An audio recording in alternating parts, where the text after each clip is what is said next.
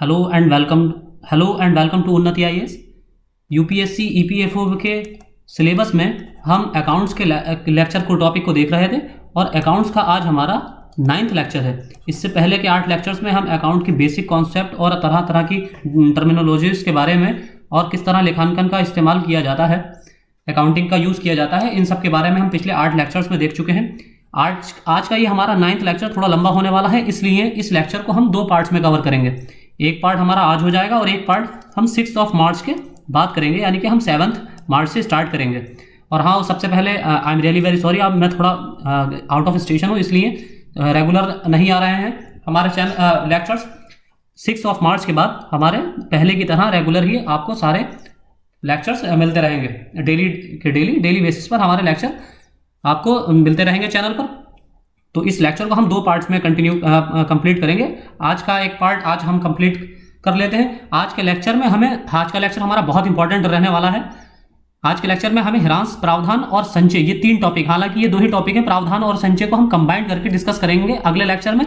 फिलहाल हम ह्रांस के टॉपिक डेप्रिसिएशन, लेखांकन में डेप्रिसिएशन का किस तरह यूज किया जाता है और किस तरह इसको कैलकुलेट किया जाता है, डेप्रिसिएशन को हम किस तरह निकालते हैं, ये सब देखेंगे। किसी कंपनी या किसी फर्म में प्लांट मशीनरी को जो इस्तेमाल किया जाता है तो उनकी एक लाइफ होती है, उनकी एक यूजिंग लाइफ होती है, जिस लाइफ तक एक 2 तरह से आप मैं एग्जांपल्स के जरिए आप इसको समझ सकते हैं। मान लीजिए कि आप एक कंप्यूटर लेते हैं, तो हो सकता है उसका आपने मान लीजिए वो 50,000 रुपये का परचेज किया, तो हो सकता है कि वो आपको 5 साल तक ही सर्विसेज ले पाएँ आप उससे। ऐसा नहीं है, वो फिजिकली रूप में 5 साल से ज़्यादा भी, 10 साल भी या 20 साल भी सर्विसेज दे सकता है। लेकिन अगर आप सोचेंगे कि ये आउटडेटेड हो गया है, थोड़ा इसकी प्रोसेसिंग आज से 5 साल बाद हो सकता और ज़्यादा टेक्नोलॉजी डेवलप हो जाएगी, तो आपको मज़ा नहीं आएगा।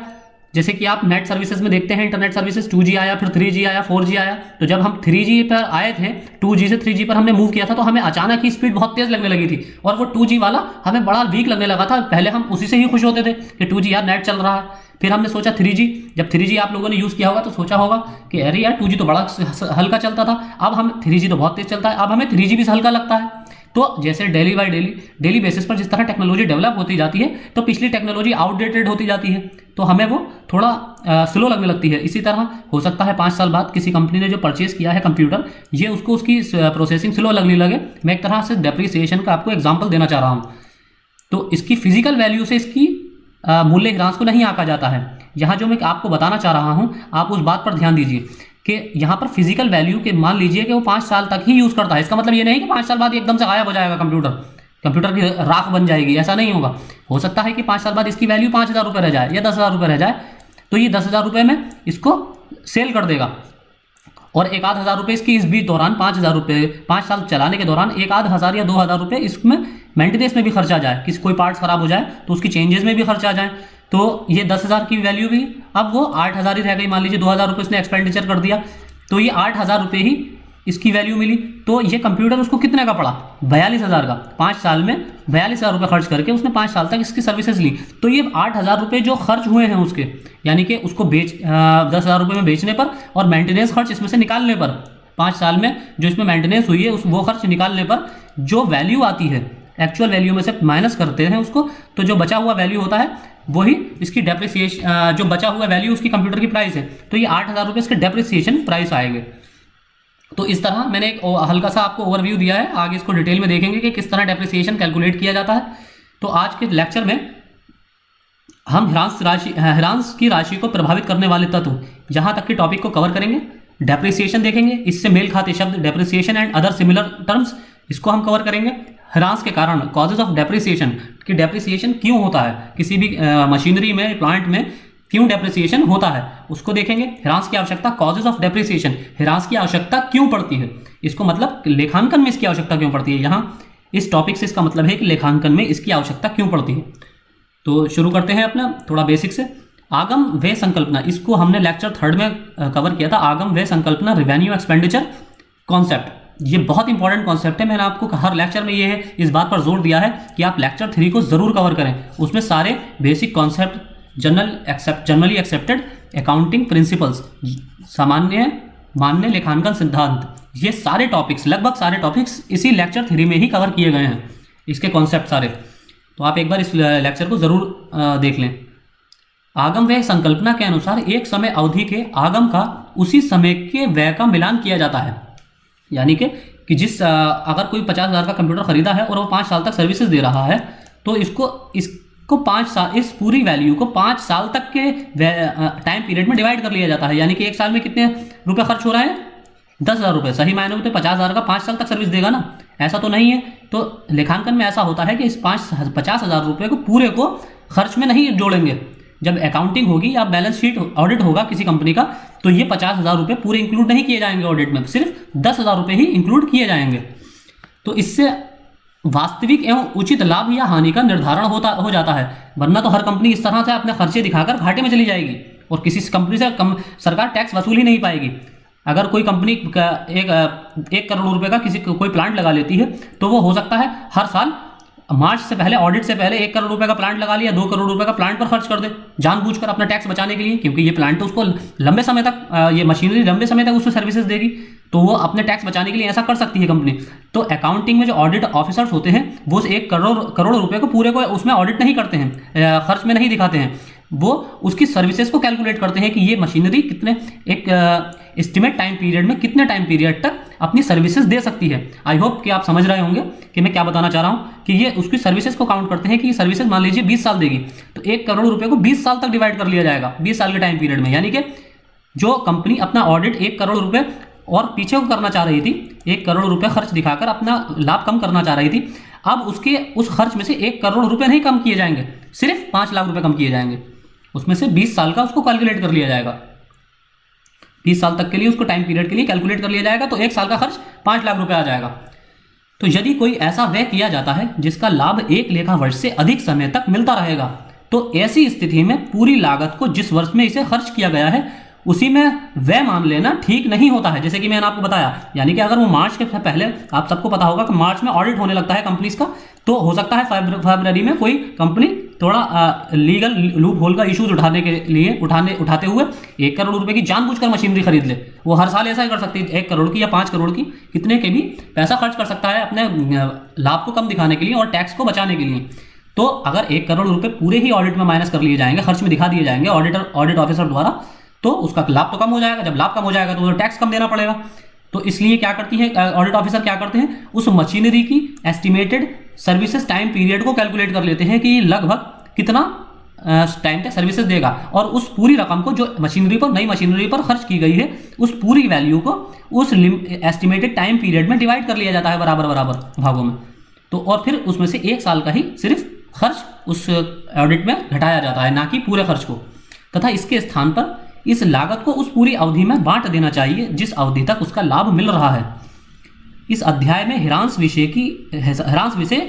इस स्थिति को समझाता है, कि इस कंडीशन को समझाता है, डेप्रिसिएशन को किस तरह जोड़ा जाता है।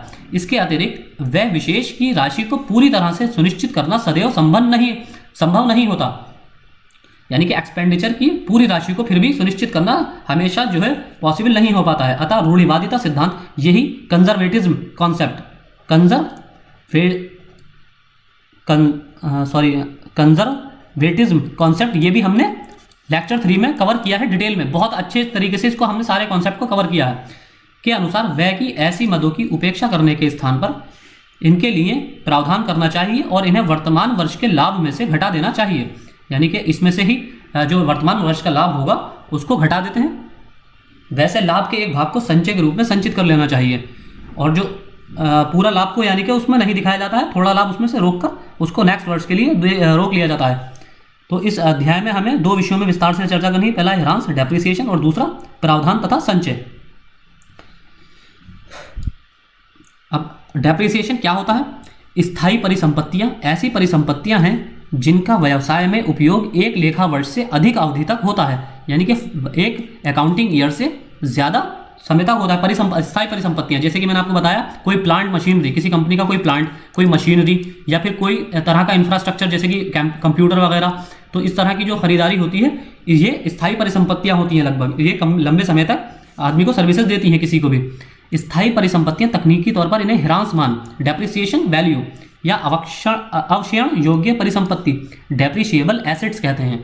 इसका यदि उपयोग करना प्रारंभ कर लेते हैं तो इनके मूल्य में कमी आने लगती है। यानी कि जैसे ही आप आज नया कंप्यूटर खरीद कर लाएंगे तो ही, अब जाहिर आपने देखा होगा, मान लीजिए आप कोई बाइक खरीदते हैं तो बाइक जैसे ही आप शोरूम से या आउटलेट से लेकर बाहर निकले तो अगर आपका फ्रेंड आपको मिल जाए और आप फ़ौरन ये सोचे कि वो आप मैंने ये 1 लाख रुपए की बाइक ली है, बता तू कितने की लेगा, तो जाहिर सी बात है 1 लाख रुपये आपको नहीं देगा। वो कहेगा भाई 5-10 हज़ार रुपये कम में दो तो ले, वरना मैं नहीं ले लूँगा अपने नाम से दूसरी। तो जैसे ही आप लेकर कोई चीज़ बाजार से नहीं खरीद कर लाए, वो फ़ौरन उसकी डेप्रिसिएशन वैल्यू काउंट हो जाती है। सामान्य रूप में ह्रास, मूल्य ह्रास का अर्थ है उपयोग समय बीतने या अप्रचलन के कारण, यानी अप्रचलन मतलब आउटडेटेड, आउट ऑफ फैशन होने के कारण स्थायी परिसंपत्ति के मूल्य में कमी आना। यानी कि अब अगर आप इस टाइम कोर i7 या कोर i9 प्रोसेसर का कंप्यूटर यूज़ कर रहे हैं तो जाहिर सी बात है इतने ही पैसे में, जितना मान लीजिए इसको मान लेते हैं कि 70,000 रुपये का कोई कंप्यूटर आ रहा है, i7 या i9 कंप्यूटर आ रहा है, i9 प्रोसेसर का, तो आप ड्यूल कोर या पेंटियम 4 इसको तो आप इतने पैसे में नहीं लेंगे, वो आउटडेटेड है। ये सारे प्रोसेसर आउटडेटेड हैं, i3 या i5 या i7 i9 के सामने तो आउटडेटेड हैं। तो इसके सापेक्ष आप इसको खरीदना पसंद प्रीफर नहीं करेंगे या कोई भी ऐसा नहीं करेगा। दूसरे शब्दों में, यदि एक व्यावसायिक इकाई कोई मशीन खरीदती है और उसे उत्पादन के लिए प्रयोग में लाती है तो उपयोग के कारण मूल्य में कमी आएगी। जैसे कि इसमें हमने अभी बात की, यदि इस मशीन को उत्पादन के लिए उपयोग यहाँ भी किया जाता है तो भी समय बीतने या बाजार के नए मॉडल के आ जाने पर या प्रचलन के बाहर हो जाने की स्थिति में हम वही विक्रय मूल्य प्राप्त नहीं कर सकते हैं। प्रचलन के बाहर हो जाने का मतलब आउट ऑफ फैशन हो जाने के कारण या आउटडेटेड हो जाने की स्थिति में भी हम वही विक्रय मूल्य प्राप्त नहीं कर सकते हैं। इसका अर्थ यह हुआ कि स्थायी परिसंपत्तियों के मूल्य में कमी आती है। जो परमानेंट एसेट्स होते हैं या स्टेबल एसेट्स होते हैं उसके मूल्य में कमी आती है, यानी कि उसका, उनके पैसे का, उनकी वैल्यू का डेप्रिसिएशन होता है और इस कमी को तकनीकी रूप में मूल्य ह्रास कहते हैं, वैल्यू डेप्रिसिएशन कहते हैं। अब है ह्रास का अर्थ, मीनिंग ऑफ डेप्रिसिएशन। ह्रास का वर्णन स्थायी परिसंपत्ति के मूल्य में स्थायी, सतत यानी कि सस्टेनेबल एवं धीरे धीरे हो रही कमी के रूप में कर सकते हैं। यानी कि इसकी स्टेबल मूल्य में स्टेबिलिटी जो है उसकी कमी या सस्टेनेबल कमी या धीरे धीरे स्लोली एंड ग्रेजुअली जो कमी हो रही है उसके रूप में इसका वर्णन, डेप्रिसिएशन का वर्णन कर सकते हैं।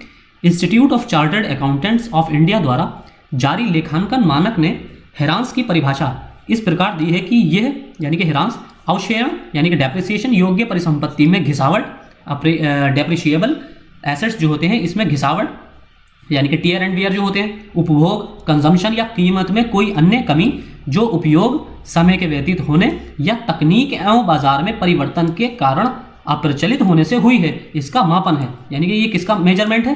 डेप्रिसिएशन किस चीज़ का मेजरमेंट है? किसी भी एसेट्स, स्टेबल एसेट्स या डेप्रिशिएबल एसेट्स में टीयर एंड वियर होने का या उसका कंजम्पशन होने का, कंजम्पशन होने से जो कमी आई, या कीमत में कोई अन्य कमी, जैसे कि बाजार में उसका हो सकता है पैसे कुछ साल बाद बढ़ जाएं, चीज़ें महंगाई होने पर उसके पैसे बढ़ जाएं तो उसकी कीमत में कमी हो गई, या समय के व्यतीत होने पर, या तकनीक और बाजार में परिवर्तन के कारण, या टेक्नोलॉजी अपडेट होने के कारण, या बाजार में परिवर्तन होने के कारण, या आउट ऑफ फैशन होने के कारण उसका जो मापन है वही ह्रास कहलाता है। ह्रास का निर्धारण परिसंपत्ति के संभावित उपयोगी जीवन काल में प्रति लेखांकन अवधि में ह्रास की राशि के संतोषजनक भाग को वैध दर्शाने के लिए किया जाता है। ह्रास में उन सभी परिसंपत्तियों का अभिलेखन आवश्यक होता है जिनकी जीवन अवधि पूर्व निर्धारित है। यानी कि ह्रास में उन सभी परिसंपत्तियों का रिकॉर्ड आवश्यक होता है जिनकी जीवन अवधि पूर्व निर्धारित है। ह्रास उद्यम को वित्तीय स्थिति एवं परिचालन के परिणामों के निर्धारण एवं प्रस्तुतिकरण को प्रभावित करता है। यदि यह प्रति लेखा वर्ष अवक्षयण योग्य राशि पर लगाया जाता है, ह्रास का विषय या इसका आधार परिसंपत्ति होती है। यानी कि डेप्रिसिएशन का आधार क्या होता है? परिसंपत्ति यानी एसेट्स, एसेट्स का ही डेप्रिसिएशन होता है। जो एसेट्स होते हैं उन्हीं का ही डेप्रिसिएशन होता है। जैसे कि कोई मकान है, कोई कंस्ट्रक्शन हुआ मकान है तो उसमें डेप्रिसिएशन होगा, यानी कि उसका मेंटेनेंस करानी पड़ेगी। जो मेंटेनेंस पर खर्च हुआ ये डेप्रिसिएशन कहलाएगा। ह्रास रेवेन्यू एक्सपेंडिचर कहलाएगा। तो जिनकी एक लेखा वर्ष से अधिक समय तक उपयोग की संभावना है, यानी कि ऐसे एसेट्स जो 1 साल से ज़्यादा समय तक यूज़ करने की जिनकी पॉसिबिलिटी होती है, जो वही स्टेबल हो कहलाते हैं, स्टेबल परिसंपत्तियां या स्टेबल एसेट्स कहलाते हैं। ऐसे ही एसेट्स तो उनको उनमें ह्रास होता है। जिनकी सीमित उपयोग जीवन है उनमें ह्रास होता है। जिन्हें कोई भी उद्यम उत्पादन में उपभोग एवं वस्तु एवं सेवाओं की आपूर्ति दूसरों को किराए पर देने या प्रशासनिक कार्यों के उपयोग के लिए रखता है, ना कि व्यवसाय में सामान्य रूप से बिक्री के उद्देश्य से। यानी कि कोई भी ऐसा प्रोडक्ट या कोई भी ऐसा एसेट्स जिनको कोई फर्म या इंडस्ट्री वस्तु एवं सेवाओं की आपूर्ति यानी कि अपने ट्रांसपोर्टेशन के सर्विस या गुड्स एंड सर्विसेज की आपूर्ति को पूरा करने के लिए या दूसरों को किराए पर देने के लिए या एडमिनिस्ट्रेटिव उपयोग के लिए करता है, ना कि उसको बेचने के लिए। यानी कि कोई भी प्रोडक्ट, अगर मान लीजिए कोई कंपनी पेंसिल बना रही है, पेंसिल बनाने की कोई कंपनी है, तो उसके पास जो मशीनरी है लकड़ी को छीलने वगैरह की, तो जाहिर सी बात है वो बेचेगा तो पेंसिल, ऐसा तो नहीं मशीन बेच देगा। मशीन तो वो अपने यूज़ के लिए रखा हुआ है, चाहे वो 5 साल यूज़ करे या 10 साल यूज़ करे। और ये भी हो सकता है कि कोई कंपनी अगर इसके पास एक्स्ट्रा है तो वो दूसरी कंपनी को अपनी एक मशीन किराए पर दे दे, लेकिन बेचेगा वो तब भी नहीं, बेचना तो उसे एट लास्ट पेंसिल ही है। तो जो बिक्री के उद्देश्य से नहीं होता है वही प्रोडक्ट इस एसेट्स में यूज किया जाता है। ह्रास योग्य परिसंपत्ति के उदाहरण है जैसे मशीन, संयंत्र, प्लांट, फर्नीचर, भवन, कंप्यूटर, यह ट्रक है या उपकरण है या कोई भी ऐसी जो जिनकी 1 साल से ज़्यादा की अवधि है या जिनको बेचने के पर्पज से यूज नहीं किया जाता है। इसके अतिरिक्त ह्रास एक निर्धारित अवशेषण वेयरिंग आउट राशि है जो या तो ऐतिहासिक लागत या ऐतिहासिक लागत को वो पूरक राशि घटाए गए अनुमानित अवशिष्ट मूल्य सहित हो सकती है। अब ह्रास राशि के निर्धारण में एक और ध्यान देने योग्य बिंदु है कि परिसंपत्ति का अनुमानित जीवन काल। इसमें मतलब ये ह्रास राशि कैसे, डेप्रिसिएशन जो वैल्यू है इसको कैसे कैलकुलेट किया जाएगा। कोई अगर कंप्यूटर 50,000 का खरीद रहा है तो उसको कैलकुलेट कैसे किया जाएगा, इसमें से डेप्रिसिएशन वैल्यू कैसे माइनस की जाएगी। पहले तो सबसे पहले ये देखा जाएगा कि इसकी वैल्यू ये जो कंप्यूटर है ये कितने साल तक सर्विसेज देगा, एक एस्टिमेटेड इसका टाइम पीरियड लिया जाएगा। फिर उस टाइम पीरियड के अकॉर्डिंग इस पैसे को इस पूरे टाइम पीरियड में बराबर बांटा जाएगा।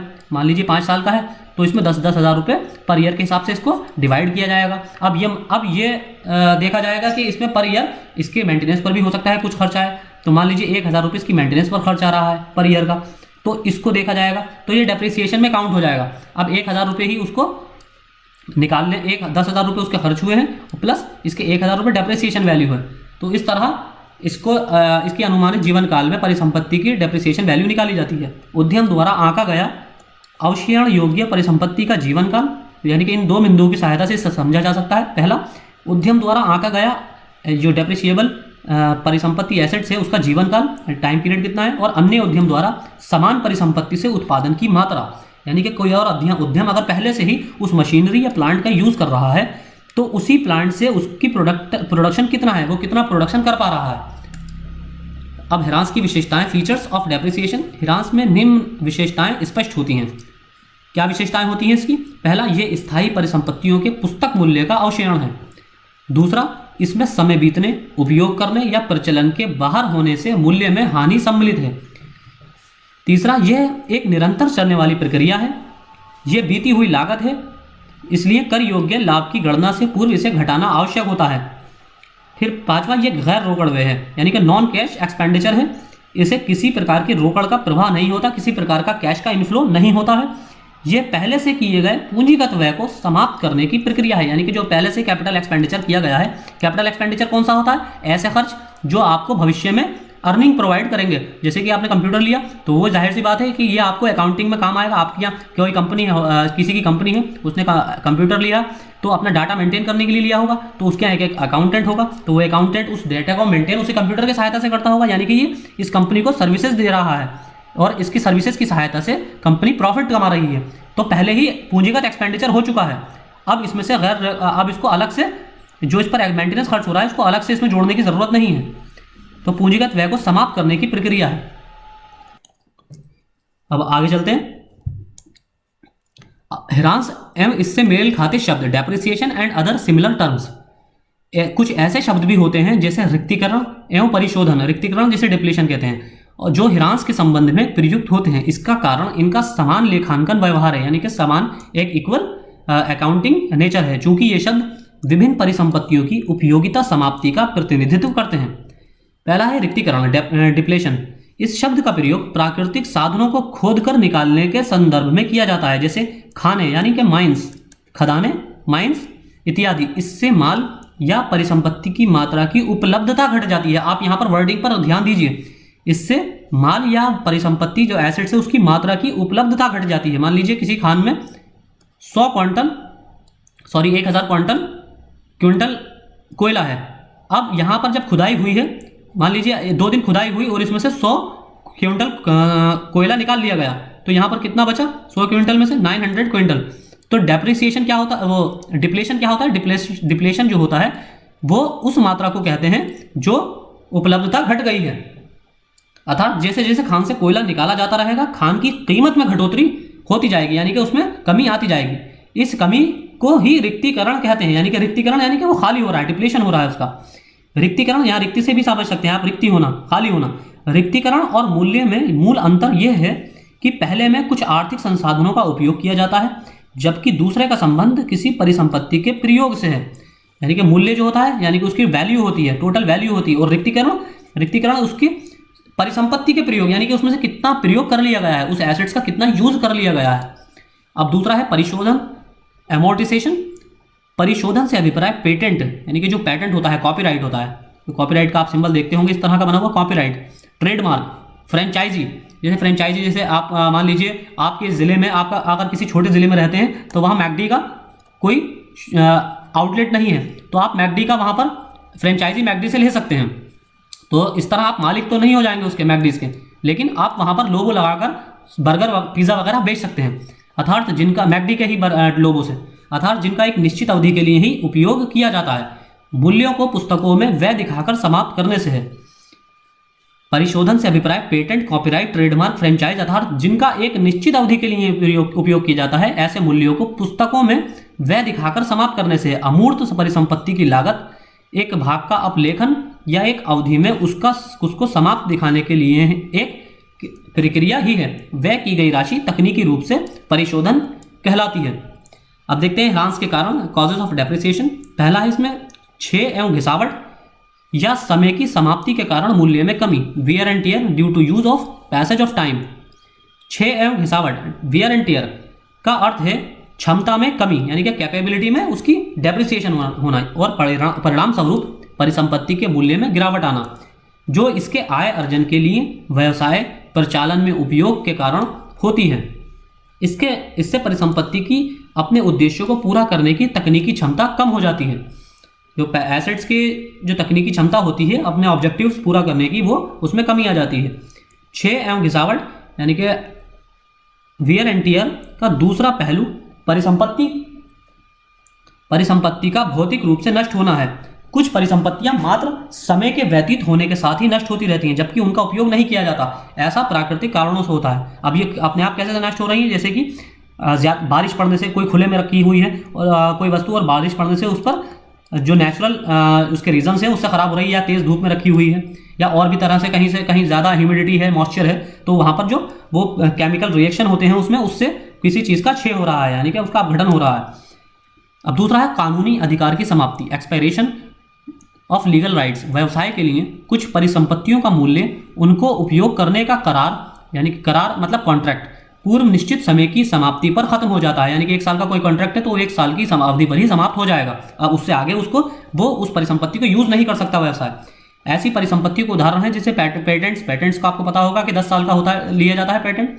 कॉपीराइट या पट्टा, जैसे पट्टा जो वही कॉन्ट्रैक्ट, जैसे कि हर जिले में कुछ नगर पालिका परिषद की जगहें होती हैं या दुकानें होती हैं, वो पट्टे पर दी जाती हैं, वो लीज पर, जैसे कि 99 साल का लीज पहले, अब तो फिलहाल कम होने लगा है, जैसे 10 साल का या 11 साल का लीज या 1 साल का लीज भी हो सकता है, तो नगर पालिका परिषद या निगम द्वारा दिया जाता है लोगों को। व्यवसाय के लिए इनकी उपयोगिता उनको प्राप्त कानूनी समर्थन के हटते ही समाप्त हो जाती है। अप्रचलन, जिसे ऑब्सोलेंस कहते हैं, स्थायी परिसंपत्तियों के ह्रास डेप्रिसिएशन का एक और तत्व अप्रचलन है, ऑब्सोलिसेंस है। साधारण शब्दों में अप्रचलन यानी कि आउटडेटेड या आउट ऑफ फैशन, इसको इजी लैंग्वेज में अगर आप समझना चाहें तो आउटडेटेड, समय अनुकूल ना होना, यानी कि समय के अनुकूल नहीं है। अब जाहिर सी बात है, आप पेंटियम 4, मैं उम्मीद कर रहा हूं कि कोई भी बच्चा जिसके पास यहाँ पर कंप्यूटर होगा, जो इस लेक्चर को सुन रहा है, उसमें से शायद ही कोई ऐसा बच्चा हो जो आज की डेट में, कोई भी ऐसा कैंडिडेट जो पेंटियम 4 या ड्यूअल कोर या कोर i3 यूज कर रहा हो। ज़्यादातर कोर i3 तो हो सकता है बहुत से यूज कर रहे हो, लेकिन ज़्यादातर कोर i5 या इससे ऊपर के प्रोसेसर ही यूज कर रहे होंगे। फिर है तकनीकी परिवर्तन, उत्पादन पद्धतियों में सुधार। इन परिसंपत्तियों के कारण उत्पादित वस्तु एवं सेवा बाजारों की बाजार मांग में परिवर्तन, वैधानिक या अन्य कोई ऐसा उपकरण कारण चौथा है असामान्य तत्व, एबनॉर्मल फैक्ट्स। किसी भी परिसंपत्ति की उपयोगिता में कमी कुछ असामान्य कारकों से भी हो सकती है, जैसे आग से दुर्घटना, भूचाल या बाढ़, फ्लडिंग से। दुर्घटनाजन्य हानि स्थायी होती है लेकिन लगातार या क्रमिक नहीं होती, यानी कि होती तो स्थायी है। दुर्घटना से कोई भी हानि होती है वो स्थायी भी हो सकती है, लेकिन वो लगातार, ऐसा तो नहीं है कि रोज़ के रोज़ बाढ़ आ रही है, रोज़ के रोज़ भूकंप आ रहे हैं। या क्रमिक या सीक्वेंशियल नहीं होती, या जैसे आज आ गई 15 दिन बाद फिर आ गई, फिर 15 दिन बाद आ गई, ऐसा तो नहीं होता है ना कहीं। उदाहरण के लिए एक दुर्घटनाग्रस्त कार का मरम्मत के बाद भी बाजार में मूल्य पहला मूल्य नहीं रहेगा। मान लीजिए आप 10 लाख रुपए की एक कार आपने परचेज की, अब आपने उसको 1 साल यूज़ किया, अब 1 साल बाद उसकी हो सकता है मार्केट वैल्यू 7 लाख रुपीज़ रह जाए, 7 लाख रुपीज़ आपको मिल रहे हों, लेकिन कोइंसिडेंटली आपकी गाड़ी का एक्सीडेंट हो जाता है या किसी वजह से कोई खड़ी गाड़ी में पार्किंग में कोई ठोक देता है, अब उसमें वियर एंड टियर में इसके 50,000 रुपये खर्च हो जाते हैं। तो जहां आपको 7 लाख का मतलब ऐसा नहीं है कि आपको 50,000 रुपये कोई एक्स्ट्रा दे देगा, पहला वाला मूल्य तो नहीं मिलेगा आपको, या पहला वाला तो आप 7 लाख रुपये भी आप शायद नहीं मिलेंगे। तो इसका मतलब यही है कि पहला वो मूल्य दुर्घटनाग्रस्त कार का पहला मूल्य नहीं रहता है, भले ही आप उसको मरम्मत करा लें लेकिन आपको पहला मूल्य नहीं मिलेगा। लेकिन ये टेक्निकली अगर आप देखें तो हो सकता है कि आपको मिल जाए, कोई हो सकता है कि बिना देखे ही जिसको जानकारी ना हो वो ले ले, लेकिन अगर वैसे देखेंगे आप तो जो मरम्मत हुई गाड़ी है उनको पहला वाला मूल्य नहीं दिया जाता है। अब आगे देखते हैं ह्रास की आवश्यकता, नीड फॉर डेप्रिसिएशन के लेखांकन के जो कार्य होते हैं उसमें रिकॉर्डिंग में इसको लेखांकन रिकॉर्डिंग, जो अकाउंटिंग की रिकॉर्डिंग की जाती है, रिकॉर्ड्स जो बनाए जाते हैं, मेंटेन किए जाते हैं, उसमें डेप्रिसिएशन की जरूरत क्यों पड़ती है। लेखांकन अभिलेखों में ह्रास के लिए, डेप्रिसिएशन के लिए प्रावधान की आवश्यकता संकल्पना, वैधानिक एवं व्यवसाय में व्यवहारिकतावश यानी कि प्रैक्टिकल के कारण होती है, प्रैक्टिकली होती है। इनके कारण ह्रास एक व्यावसायिक व्यय के रूप में महत्वपूर्ण हो जाता है, यानी कि प्रोफेशनल या कमर्शियल एक्सपेंडिचर के रूप में ये महत्वपूर्ण जरूरी हो जाता है। जैसे आगम एवं लागत का मिलान, matching of cost and revenue, ये कॉन्सेप्ट भी है। आगम एवं लागत, आगम मिलान संकल्पना, हमने लेक्चर 3 में इसको कवर किया था। आगम मिलान संकल्पना, मैचिंग कॉन्सेप्ट भी कहते हैं इसे, या रेवेन्यू कॉन्सेप्ट भी कहा जाता है। स्थायी परिसंपत्तियों को व्यवसाय के परिचालन में उपयोग का औचित्य यही है कि इनसे आगम का अर्जन होता है, यानी कि रेवेन्यू का अर्जन होता है, रेवेन्यू गेन कराती है। कोई भी स्टेबल जो एसेट्स होते हैं, जैसे कि कंप्यूटर है या मशीनरी है या फिर आपका कोई प्लांट लगा हुआ है या कोई बिल्डिंग, किसी कंपनी की कोई बिल्डिंग है, तो ये आपका एसेट है और एसेट से हमेशा रेवेन्यू जनरेट होता है, हमेशा रेवेन्यू जनरेट होता है। तो इसका उपयोग का औचित्य क्या होता है, इससे रेवेन्यू का जनरेशन करना, रेवेन्यू जनरेट करना। हर परिसंपत्ति कुछ ना कुछ घिसती है, ये आपको पता होगा। अगर आप अपना मोबाइल ही यूज़ कर रहे हैं तो उसकी दिन ब दिन वैल्यू गिर रही है। परिसंपत्ति का घिसने का मतलब ये नहीं कि मोबाइल छोटा होता जा रहा है, मोबाइल तो छोटा जाहिर सी बात है नहीं होगा, आपका उतना ही रहेगा साइज उसका, लेकिन उसकी कुछ ना कुछ मार्केट वैल्यू गिर रही है डेली, इसलिए इसका मूल्य कम हो जाता है। इसलिए ह्रास भी व्यवसाय के किसी भी अन्य दूसरे सामान्य व्यय जैसे वेतन, भाड़ा आदि के समान व्यय है। यह समान अवधि के आगम पर प्रभाव होता है, इसलिए इन्हें साधारण रूप में सामान्यतः मान्य लेखांकन सिद्धांतों का अनुकरण करते हुए निवल लाभ निर्धारण से पूर्व घटाना अनिवार्य है। यानी कि जो भी नेट प्रॉफिट हुआ है उसको निकालने से, नेट प्रॉफिट निकालने से पहले इस आगम मिलान को, इस रेवेन्यू को घटाना जरूरी होता है, कंपलसरी होता है। दूसरा, कर के लिए महत्व, इंपॉर्टेंट फॉर टैक्स, ह्रास करों के कारण भी घटाने के योग्य व्यय है। वैसे ह्रास की राशि के निर्धारण के लिए कर संबंधी नियम व्यवसाय में वर्तमान में प्रचलित नियमों के समान होने आवश्यक नहीं है। यानी कि जो कॉन्सेप्ट यूज किए जाते हैं अकाउंटिंग में उसके लिए कंपलसरी नहीं है। इस तरह के जो टैक्स जो वर्तमान में नियम है वो इसके लिए जरूरी नहीं है इसको निकालना। सत्य एवं उचित वित्तीय स्थिति, true and fair financial position, यदि परिसंपत्ति के ह्रास के लिए प्रावधान नहीं किया गया है तो इसका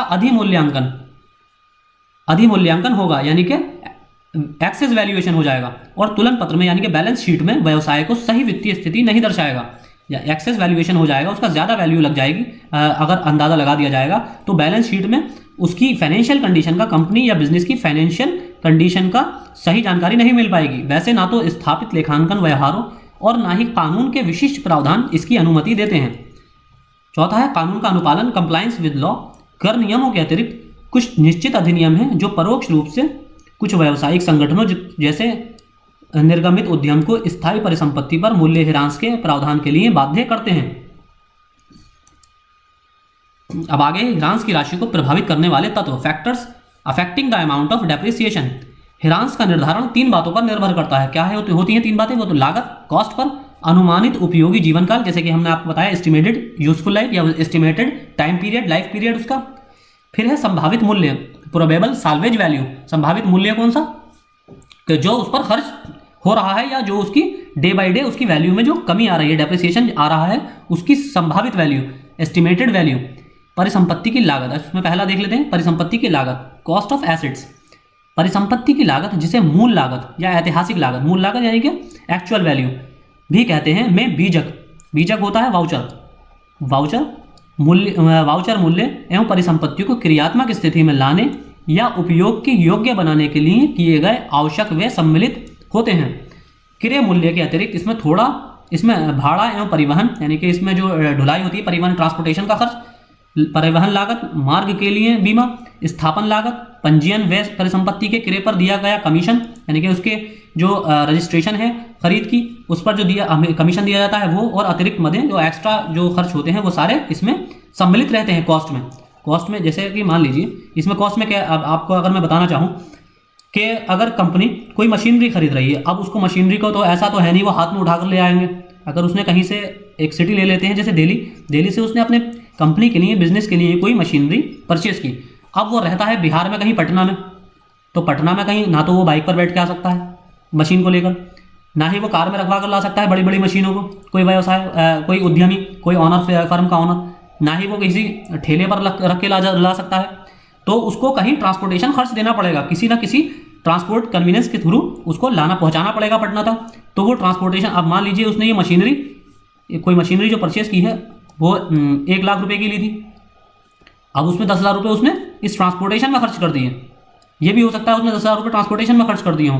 तो ये सारी और इसके और तरह के इसके इंश्योरेंस करा रखा हो, उसको ये डर हो कि दिल्ली से पटना तक लाने में इसमें टूट फूट हो सकती है, तो टूट फूट होने के बाद इसको फिर से 1 लाख रुपए की मशीनरी तो नहीं लेगा, तो हो सकता है इसमें 10,000 रुपये का इसका इंश्योरेंस भी करा रखा हो इस मशीनरी का, और भी तरह तरह के, और इसमें फिर इसका रजिस्ट्रेशन कराया हो, कोई ये मशीनरी ऐसी हो जो ऐसे उद्योग के अंतर्गत आती हो जिसका कंपलसरी लाइसेंस सरकार द्वारा लेना ज़रूरी है, इसके अलावा इस बिज़नेस को इसको बिजनेस पर्पज से यूज़ नहीं किया जा सकता, तो उस कंडीशन में इसका रजिस्ट्रेशन भी कराना पड़ेगा मशीन का। तो वो वैल्यू भी मान लीजिए इसमें 10,000 रुपये है तो वो भी ऐड हो जाएंगे। तो ये सारा टोटल इसकी कॉस्ट, मशीन की कॉस्ट वैल्यू में ही काउंट होगा। अब इस मशीन को 1 लाख रुपये का कंसिडर नहीं किया जाएगा, अब ये 1,30,000 रुपये की हो गई, यानी कि इसकी जो वैल्यू आएगी वो ऑडिट ऑफिसर उसको 1,30,000 काउंट करेगा। और भी जिस तरह जो इसमें अलग खर्चे दिए हुए हैं, अगर इसमें और भी तरह के खर्च किए जाते हैं जो इसको कंपनी में स्टार्टिंग किसी भी मशीन को यूज़ करने से पहले किए जाते हैं नई मशीन को, तो वो सारे खर्च इस 1 लाख रुपए में काउंट होंगे, और उसके बाद जो टोटल वैल्यू आएगी वही मशीन की असली कॉस्ट, एसेट कॉस्ट कहलाएगा, और इसी के आधार पर कोई audit officer audit balance sheet में इसको रिकॉर्ड करेगा। दूसरा है अनुमानित शुद्ध अवशिष्ट मूल्य, एस्टिमेटेड नेट रेसिडुअल वैल्यू। अनुमानित शुद्ध अवशिष्ट मूल्य जिसे अवशेष मूल्य या 6 के पश्चात मूल्य भी कहते हैं, यानी कि डेप्रिसिएशन के पश्चात जो मूल्य किसी एसेट का रह जाता है, किसी कंप्यूटर हो या फिर कोई भी मशीनरी या प्लांट हो, उसका जो प्लांट का जो डेप्रिसिएशन के बाद जो वैल्यू रह जाती है उसे एस्टिमेटेड नेट रेसिडुअल वैल्यू कहते हैं। इससे आशय परिसंपत्ति के जीवन काल के अंत में अनुमानित शुद्ध वसूली योग्य मूल्य, यानी कि इसको बेचने से कितना पैसा मिल सकता है, इससे है। इसकी गणना परिसंपत्ति को बेचने पर किए जाने वाले खर्चों को काटकर की जाती है। अब जैसे यहाँ एक एग्जांपल हम ले लेते हैं, यदि एक मशीन 50,000 रुपये में खरीदी गई और उसकी अनुमानित जीवन काल 10 वर्ष आंका गया तथा 10 वर्ष की समाप्ति पर मान लेते हैं इसको 6,000 रुपये में का बेचा जा सकेगा, लेकिन इसको बेचने पर 1,000 रुपये व्यय होने का अनुमान है। ऐसे में इसका अवशिष्ट मूल्य 5,000 रुपये होगा, यानी कि इसकी जो एस्टिमेटेड नेट रेसिडुअल वैल्यू है, रेसिडुअल जो वैल्यू है इसकी वो कितनी कहलाएगी, 5,000 रुपये। यानी कि कोई अगर इसका बेचने 10 साल तक अगर इसको यूज़ कर देता है, फिर उसके बाद इसको वियर एंड टियर पे कोई पैसा खर्च हो जाता है बेचते टाइम, या वियर एंड टियर को छोड़िए या किसी और तरह का एक्सपेंडिचर इसको बेचने के लिए हो जाता है, तो वो सारा घटाने के बाद जो बची हुई वैल्यू आती है जो आपको प्राप्त होगी इसको बेचकर, वही इसकी रेसिडुअल वैल्यू कहलाएगी। अब तीसरा है ह्रासमान मूल्य, डेप्रिशिएबल कॉस्ट वैल्यू। कॉस्ट किसी परिसंपत्ति का ह्रासमान मूल्य इसकी लागत में से शुद्ध अवशिष्ट मूल्यों को घटाने पर प्राप्त होता है। किसी संपत्ति का ह्रासमान मूल्य डेप्रिशिएबल कॉस्ट वैल्यू इसकी लागत में से जो इसकी लागत आई है उसमें से अवशिष्ट मूल्य जो हमने पीछे देखा रेसिडुअल वैल्यू को घटाने के बाद प्राप्त होता है। अतः परिसंपत्ति का अवशिष्ट मूल्य 45,000 रुपये होगा। ह्रासमान मूल्य कितना होगा? 45,000, यानी कि 5,000 रुपये की कॉस्ट आ रही है। उसको बेचने के बाद हम 10 साल यूज़ करेंगे। जैसे हमने देखा 50,000 रुपये की हमने मशीन ली थी, वो पिछले हमने एग्जाम्पल में क्या देखा, 50,000 रुपये की मशीन ली थी।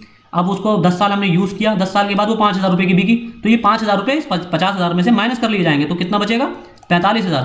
तो ये ही 45,000 इसकी ह्रासमान मूल्य है, डेप्रिशिएबल कॉस्ट है। इस मूल्य को मशीन के अनुमानित जीवन काल में बांट दिया जाएगा। अब यही मूल्य जो 10 साल तक हम मशीन यूज़ करेंगे इसमें बांटा जाएगा, यानी कि 4,500 रुपये पर मंथ। परिसंपत्ति के उपयोगी जीवन काल पर प्रभावित कुल अवशयत राशि ह्रासमान लागत के बराबर होनी चाहिए, यानी कि उसको बराबर बराबर 10 साल में बांट देना चाहिए, साल दर साल इसको बराबर वैल्यू बांट देनी चाहिए। दूसरा, अब अगला है अनुमानित उपयोगी जीवन काल, एस्टिमेटेड यूजफुल लाइफ, यानी कि टाइम पीरियड। परिसंपत्ति का उपयोगी जीवन काल उसका अनुमानित आर्थिक या वाणिज्यिक जीवन काल होता है। इसके लिए भौतिक जीवन काल महत्वपूर्ण नहीं है, क्योंकि हो सकता है कि परिसंपत्ति भौतिक रूप से अभी भी दृश्य है, किंतु ये संभव है कि वाणिज्यिक रूप से उसका उत्पादन के योग्य ना हो। जैसे कि हमने आपको पहले बताया था, अब जैसे आउटडेटेड हो जाती है कोई भी चीज़, टेक्नोलॉजी के आधार पर आउटडेटेड हो जाती है, तो इसका मतलब ये नहीं कि फिजिकल रूप में वो मौजूद ही नहीं है। वो साल, अगर 10 साल की उसकी एस्टिमेटेड टाइम पीरियड है, तो वो साल दर साल गायब होती जाएगी, और 10 साल बाद एकदम से बिल्कुल गायब हो जाएगी। आप सुबह सोकर उठेंगे तो मशीन ही नहीं होगी वहाँ, तो ऐसा नहीं होता है। तो इसकी हो सकता फिजिकल रूप में तो ये मौजूद रहेगी, लेकिन हो सकता है कि अब ये आउटडेटेड होने के कारण अब इस पर प्रोडक्शन की कॉस्ट ज़्यादा आ रही हो। अगर कोई पेंसिल इससे पहले 2 रुपये में बनकर तैयार हो रही थी, लेकिन अब 10 साल बाद इसकी टेक्नोलॉजी पुरानी होने के कारण और इसकी वेयर एंड टियर होने के कारण अब इस पर हो सकता है जो 2 रुपये की जगह ये कोई पेंसिल बनाने में 3 रुपये तक का खर्चा आ जा रहा हो, तो आपका प्रॉफिट, जाहिर सी बात है, कंपनी का प्रॉफिट गिर जाएगा। उदाहरण के लिए, यदि किसी मशीन को क्रय किया गया तथा अनुमान है कि इसका उपयोग उत्पादन प्रक्रिया में 5 वर्ष तक किया जाएगा, हो सकता है कि 5 वर्ष पश्चात भी मशीन अच्छी स्थिति में हो, लेकिन उत्पादन में इसका उपयोग लाभप्रद नहीं होगा। यदि इसको अभी भी उपयोग में लाया जाए तो हो सकता है कि उत्पादन लागत बढ़ जाए, प्रोडक्शन कॉस्ट बढ़ जाए। जब प्रोडक्शन कॉस्ट बढ़ेगी तो कंपनी का प्रॉफिट गिर जाएगा, तो इसलिए उसको यूज़ नहीं किया जाता है। तो जितने टाइम तक यूज़ किया जाता है वही उसकी टाइम पीरियड या life period, useful time period, इसीलिए उसको यूजफुल टाइम पीरियड कहा जाता है, क्योंकि उसको तभी तक ही यूज़ किया जाता है। ह्रास की राशि की गणना की पद्धतियाँ, methods of calculating depreciation amount. किसी एक लेखा वर्ष में लगाई जाने वाली अवशयत राशि, डेप्रिशिएबल वैल्यू, उसके ह्रासमान यानी कि डेप्रिसिएशन वैल्यू और उसके आवंटन की पद्धति पर निर्भर करती है। इसकी 2 विधियाँ हैं जिनको कानून ने निश्चित किया है तथा जिन्हें भारत में पेशेवर लेखांकन व्यवहार में लागू किया जाता है, यानी कि गवर्नमेंट ऑफ इंडिया के जो ऑडिट ऑफिसर होते हैं जो इसको इन्हीं 2 विधियों का यूज़ करते हैं। सीधी रेखा विधि, स्ट्रेट लाइन मेथड, और दूसरा क्रमागत विधि, राइट डाउन वैल्यू मेथड। इन 2 मुख्य विधियों के अतिरिक्त अन्य पद्धतियां भी हैं, जैसे वार्षिक वृत्ति विधि, एन्युइटी मेथड, मूल्य ह्रास कोष पद्धति, डेप्रिसिएशन फंड मेथड, बीमा पॉलिसी विधि, इंश्योरेंस पॉलिसी मेथड, वर्षों के अंकों की योग विधि, सम ऑफ ईयर्स डिजिट मेथड, और दोहरी क्रमागत ह्रास विधि, डबल डिक्लाइनिंग मेथड, जिसे अवशयन की राशि तय करने के लिए प्रयोग किया जाता है। अब उचित पद्धति का चयन निम्नलिखित कारकों पर निर्भर करता है, यानी कि इन 4 कारकों पर इस पद्धति को चुना जाता है कि कौन सी पद्धति यूज करनी है। परिसंपत्ति का प्रकार, टाइप ऑफ द एसेट, ऐसी परिसंपत्तियों के उपयोग की प्रकृति, nature of the use of such assets. फिर तीसरा होता है व्यवसाय में प्रचलित परिस्थितियां, circumstances prevailing in the business. फिर होता है चयन की गई मूल्य ह्रास पद्धति को एक अवधि से दूसरी अवधि में समान रूप से लागू करना चाहिए। विशिष्ट परिसंपत्तियों में ही मूल्य ह्रास पद्धति में परिवर्तन किया जाना चाहिए, यानी कि यहाँ बताया गया है कि ये जो विधियां हैं, इन्हीं 2 विधि में से एक ही विधि जिसको चुना जाएगा उसी को हर ऑडिट में यूज किया जाएगा। उस कंपनी के हर ऑडिट में उसी सेम विधि को ही यूज किया जाएगा। ऐसा नहीं है कि एक ऑडिट में स्ट्रेट लाइन मेथड को यूज कर लिया जाए और दूसरी में राइट डाउन वैल्यू मेथड को, या कंसेक्यूटिव मेथड, इसको कंसेक्यूटिव मेथड भी कहते हैं।